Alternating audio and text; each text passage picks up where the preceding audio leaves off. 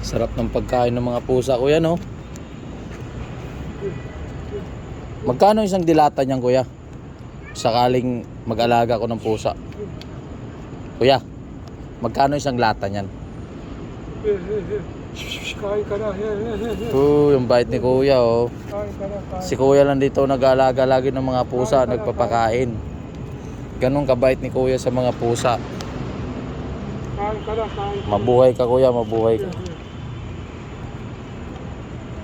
Lagi ko siya nakikita nagpapakain ng pusa. Mabait talaga to si kuya. Animal lover to siya, animal lover.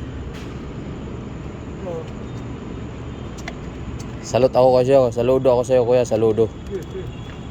Dito sa may Binondo.